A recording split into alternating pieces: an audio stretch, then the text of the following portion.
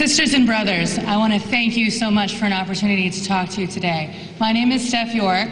I'm a member of Freedom Road Socialist Organization and part of the Committee to Stop FBI Repression.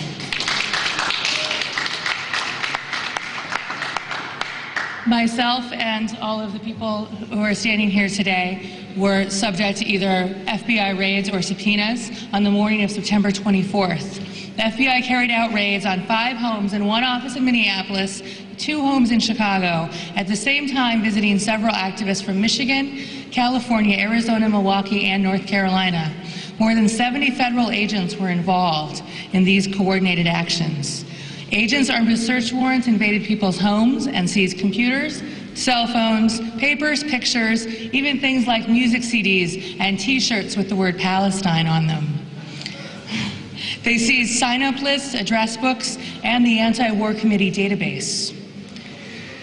That day and the following Monday, a total of 14 people were served subpoenas to appear before a grand jury in Chicago. The following week, the FBI visited more activists at their homes and workplaces, asking them about the activists who are being targeted in this investigation. The search warrants indicated they were looking for evidence of, quote-unquote, evidence of material support to, quote-unquote, foreign terrorist organizations.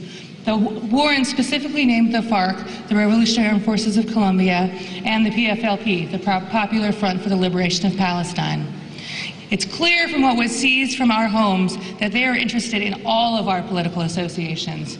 The warrants asked for evidence of travel within the United States as well as outside the United States and all political contacts. We know that we are not the first people to be targeted in this way by these material support laws. We know that since 9/11, Arabs and Muslims have experienced a full front attack, and now they're going after the anti-war movement. So who are the people who were raided or subpoenaed? We're organizers in the anti-war movement. We have deep roots in our communities. We have in common that we worked together to organize the anti-war march on the first day of the Republican National Convention in St. Paul in 2008. Some of us are members of Freedom Road Socialist Organization and publish Fight Back newspaper. Tens of us are union members, and most of us are parents. As you know, the anti-war movement is a very broad one. And like you, we make flyers, visit congresspeople, organize protests on the days of action, and within that, we share a perspective of international solidarity. We prioritize building people-to-people solidarity. Some, but not all of us, have traveled to places like Colombia and Palestine, and we bring back to the U.S. the stories and pictures of people most affected by U.S. militarism and war. Some of us have publicly expressed support for national liberation struggles in these places. We do not accept the narrative that people who are struggling against oppression and for liberation are terrorists. We do not accept that narrative, and that is why we're part of it. And that is why this attack is not just an attack on us. It is an attack on the anti-war movement and progressive movements more broadly. We're being targeted for our political ideas, our speech, and who we know. This could happen to any of us. The dangers we face represent an even greater danger to our movements.